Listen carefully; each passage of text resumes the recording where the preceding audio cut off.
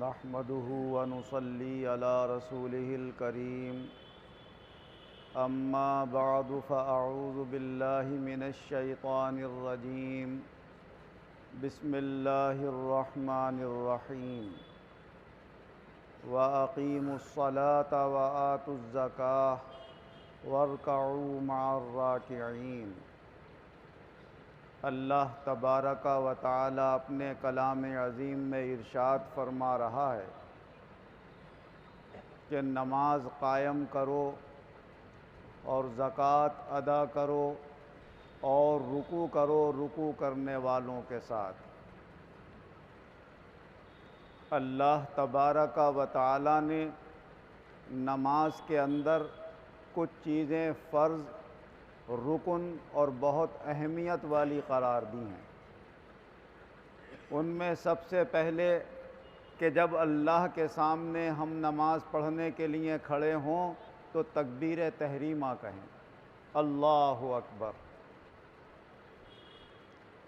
تکبیر تحریمہ کہتے وقت کانوں تک ہاتھ اٹھائے جائیں اور پھر نیت باندھ لی جائے۔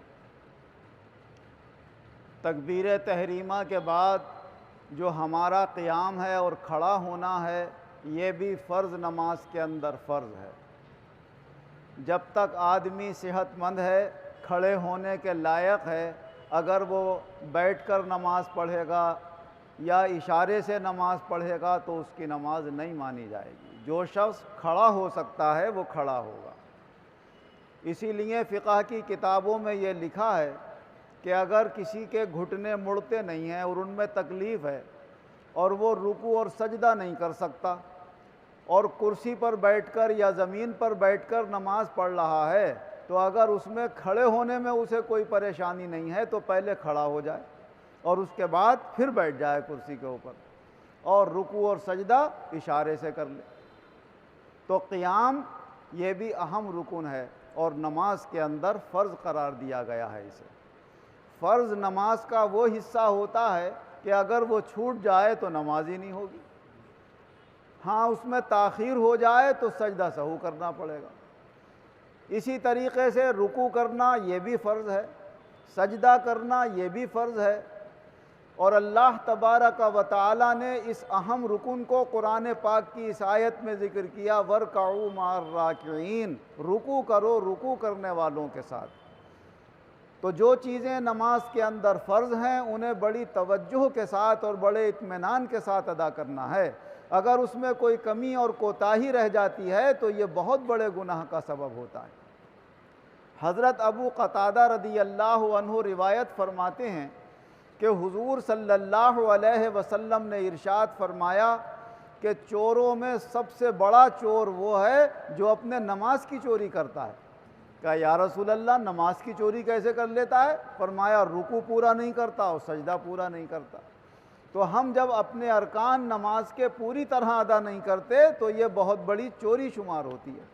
اور ایک روایت جو اس کے بعد مشکوٰۃ شریف میں لکھی ہوئی ہے، اس میں حضور صلی اللہ علیہ وسلم نے اس وقت جب گناہوں کی سزائیں مقرر نہیں ہوئی تھی اللہ کی طرف سے، تو آپ نے فرمایا کہ تم لوگ شراب پینے والے کو کیا سمجھتے ہو، زنا کرنے والے کو کیا سمجھتے ہو، چوری کرنے والے کو کیا سمجھتے ہو، اور اس کی کیا سزا جانتے ہو؟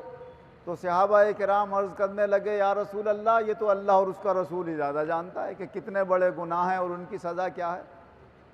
تو حضور صلی اللہ علیہ وسلم نے فرمایا یہ گناہوں میں سب سے بڑے گناہ ہیں اور ان کی سزا بھی بہت بڑی ہے، اللہ نے رکھی ہے۔ لیکن بعد میں پھر قرآن میں اللہ نے ان کی سزاؤں کا ذکر بھی کر دیا کہ کوئی چوری کرے اور وہ 10 درہم سے زیادہ کی چوری تو اس کا ہاتھ کاٹا جائے، کوئی زنا کرے اور شادی شدہ ہو کر ایسی حرکت کرے تو اسے پتھر مار مار کے ہلاک کر دیا جائے، اور اگر شادی شدہ نہیں ہے اور پھر اس نے یہ حرکت کی ہے تو اس کے 100 کوڑے لگائے جائیں۔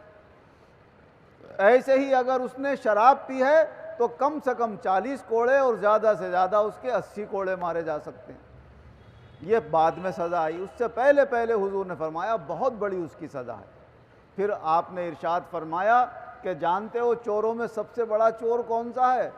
تو صحابہ یا رسول اللہ، اللہ اور اس کا رسول زیادہ جانتا ہے۔ فرمایا وہ چور ہے جو اپنے نماز کی چوری کرتا ہے۔ تو اس وقت بھی صحابہ نے یہی معلوم کیا کہ یا رسول اللہ نماز کی چوری کیا ہے؟ فرمایا یہی کہ رکوع صحیح طریقے سے نہیں کرے، سجدہ صحیح طریقے سے نہیں کرے تو یہ شخص نماز کا چور مانا جاتا ہے۔ اور اگر ان ارکان کو صحیح طریقے سے ادا کر لیا جائے تو حضور نبی اکرم صلی اللہ علیہ وسلم نے ارشاد فرمایا کہ جو شخص توجہ کے ساتھ صحیح طریقے سے سجدہ کر لیتا ہے تو اللہ تبارک و تعالی اس کا ایک گناہ معاف کرتا ہے، ایک مرتبہ اس کا بلند فرماتا ہے، اور اللہ تبارک و تعالی اس کے ذریعے سے آخرت میں اسے شاندار کامیابی عطا فرماتا ہے۔ حضرت ربیعہ بن کعب رضی اللہ عنہ روایت کرتے ہیں کہ میں نے یہ ارادہ کیا کہ کچھ حضور صلی اللہ علیہ وسلم کی خدمت کا موقع مل جائے، تو میں رات کو جا کر حضور کی چوکھٹ کے پاس لیٹ جاتا تھا، اور جب حضور صلی اللہ علیہ وسلم تہجد کی نماز کے لیے اٹھتے اور میں کھڑکھڑاہٹ کی آواز سنتا تو میں فوراً جاتا اور جلدی سے وضو کا پانی بھر کے آپ کو دے دیتا، مسواک اٹھا کے دے دیتا، اور کوئی ضرورت کی چیز حضور کی ہوتی تو وہ آپ کے سامنے پیش کر دیتا۔ یہ میں نے اپنی ڈیوٹی مقرر کر لی۔ کہا ایک دن حضور نبی اکرم صلی اللہ علیہ وسلم میری اس خدمت سے خوش ہو گئے اور فرمانے لگے اے ربیعہ ہم سے کچھ مانگنا چاہو تو مانگ لو۔ کہا یا رسول اللہ میں جنت میں آپ کا ساتھ مانگتا ہوں۔ ارے بھائی کچھ اور مانگ لو اس کے علاوہ کا، بس یا رسول اللہ یہی چاہیے، جنت میں آپ کا ساتھ چاہیے۔ کہا اچھا اس کے لیے تو ہم کوشش کریں گے ہی، مگر تم بھی تھوڑی کوشش کرو۔